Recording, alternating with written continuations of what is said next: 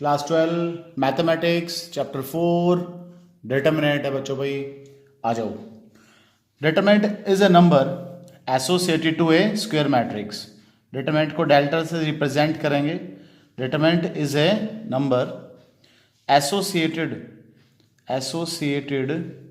To a square matrix. मतलब ध्यान रखना बच्चों भाई कि हमेशा इसका जो ऑर्डर होगा वो ऑलवेज कैसा ऑर्डर होगा, स्क्वायर ऑर्डर होगा, स्क्वायर ऑर्डर होगा हमेशा। तो सबसे छोटा डिटरमिनेंट लेट करते हैं 1 बाय 1 का। डिटरमिनेंट को रिप्रेजेंट करने के लिए बच्चों में पैरेलल साइन यूज करेंगे। इनके बीच में इसके एलिमेंट्स या मेंबर्स लिखे होंगे। तो सबसे पहला केस डिस्कस करते हैं, डिटरमिनेंट ऑफ 1 बाय 1 ऑर्डर। देखो ऑर्डर क्या है इसका 1 बाय 1। तो 1 बाय 1 ऑर्डर का जो सॉल्यूशन आएगा ना बच्चों वो सेम एलिमेंट आ जाएगा 7 का 7। देखो ये साइन बड़े धोखे देते हैं, बहरूपिया साइन होते हैं बच्चों ये भाई। ये हर जगह अलग अलग काम करते हैं। कभी छोटी क्लासेस में ये साइन क्या बताते थे, एब्सोल्यूट वैल्यू। फिर कभी ये साइन क्या बताते हैं अब, डिटरमिनेंट। कभी ये साइन क्या बताते हैं, मॉडुलस। कभी ये साइन क्या बताते हैं, मैग्नीट्यूड। तो हर जगह अपने अलग अलग काम निभाते हैं ये। तो डेल्टा फिलहाल क्या है, डिटरमिनेंट। और डिटरमिनेंट का मतलब ये बिल्कुल नहीं होता कि अंदर अगर कुछ नेगेटिव होगा तो पॉजिटिव हो जाएगा। मतलब मेरे कहने का ये है कि अगर इसके अंदर -10 हुआ 1 बाय 1 में तो उसका आंसर -10 ही आएगा। अब बात कर लेते हैं बच्चों भाई 2 बाई 2 ऑर्डर की। 2 बाई 2 ऑर्डर में लिखा हुआ है 1 2 3 4। तो सॉल्व करने का तरीका सुन लो बच्चों भाई। इसको सॉल्व करने का तरीका होता है product of diagonal elements, product of diagonal elements minus product of non diagonal elements, product of non diagonal elements, non diagonal. अब आपको बता दूं मैं डायगोनल कौन से होते हैं, वैसे पहले बताया मैंने किसी वीडियो में, लेकिन फिर बता दूं डायगोनल कौन से होते हैं। वो एलिमेंट बच्चों जिस प्लेस पर रो और कॉलम की वैल्यू सेम होगी वो डायगोनल एलिमेंट्स हैं, और जहां सेम नहीं होगी वो कैसे हैं, नॉन डायगोनल है। तो प्रोडक्ट ऑफ डायगोनल क्या हो, यहां देखोगे तो 4 माइनस अपना नॉन डायगोनल की प्रोडक्ट क्या होगी 6। कुछ भी सॉल्यूशन ये आ सकता है, पॉजिटिव नेगेटिव जीरो कुछ भी आ सकता है। ये डिटरमिनेंट क्या हो गया, एक नंबर बन गया जो स्क्वायर मैट्रिक्स से मिलकर बना हुआ है। अब मोस्ट इंपोर्टेंट आता है बच्चों इसमें भी 3 बाई 3 ऑर्डर का डिटरमिनेंट। 1 2 3 मतलब कुछ भी लिखा हुआ है 4 5 6 7 8 9 3 बाई 3 का डिटरमिनेंट है। 3 बाई 3 के डिटरमिनेंट को सॉल्व करने के लिए बच्चों हम इसको एक्सपेंड करते हैं।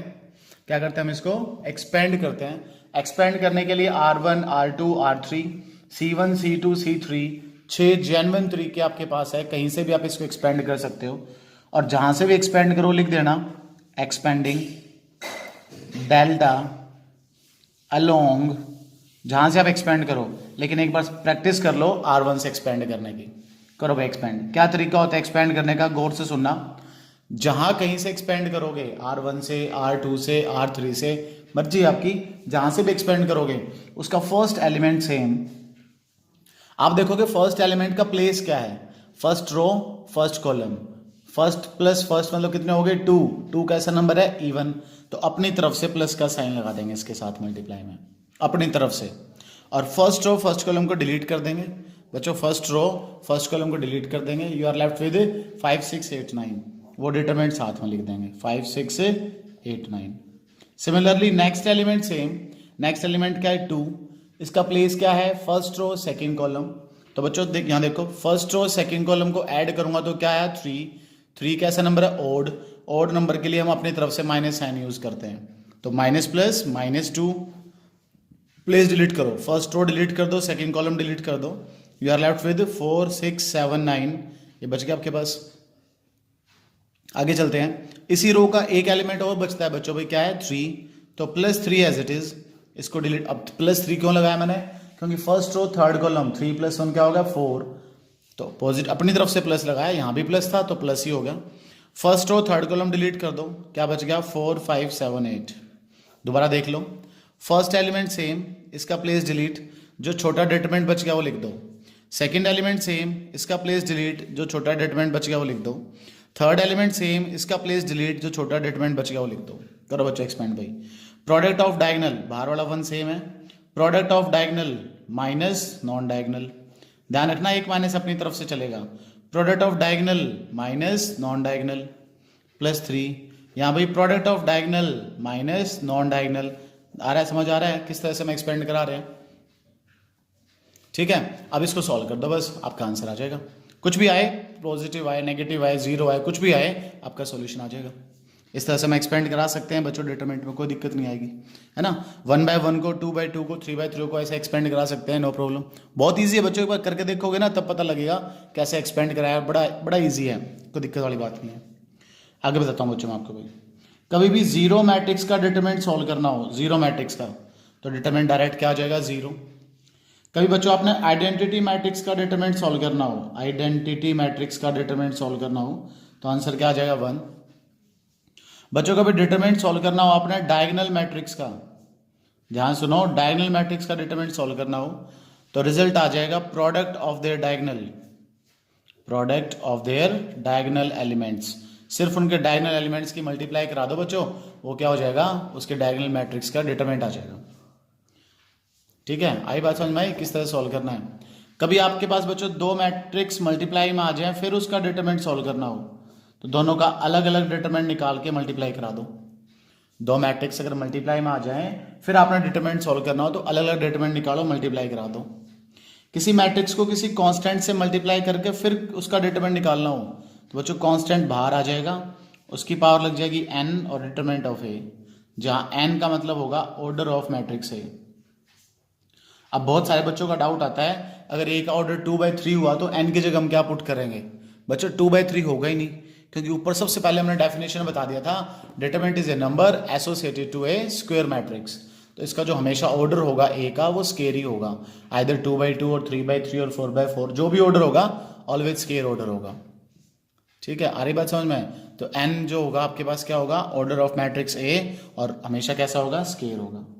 बच्चों अगर दो डिटरमिनेंट कभी इक्वल दे रखे हैं, Δ1 इज इक्वल टू Δ2, दो डिटरमिनेंट अगर इक्वल दे रखे हैं, इसका मतलब क्या होगा कि उन डिटरमिनेंट की वैल्यू सेम है, इनके कॉरस्पॉन्डिंग एलिमेंट सेम नहीं है, डिटरमिनेंट की वैल्यू सेम है। मतलब पहले इसको सॉल्व करोगे, जैसे यहाँ हमने इसको एक्सपेंड कराया, पूरा सॉल्व करोगे, फिर इसको सॉल्व करोगे, जो दोनों का सॉल्यूशन आएगा ना उसको इक्वल पुट कर देंगे, तो उनको इक्वल पुट करके जैसा भी होगा आपका सॉल्यूशन आ जाएगा। मतलब जैसे मैट्रिक्स में करते थे ना, दो मैट्रिक्स इक्वल है तो कॉरस्पॉन्डिंग एलिमेंट इक्वल कर दो, इसमें ऐसा नहीं करना।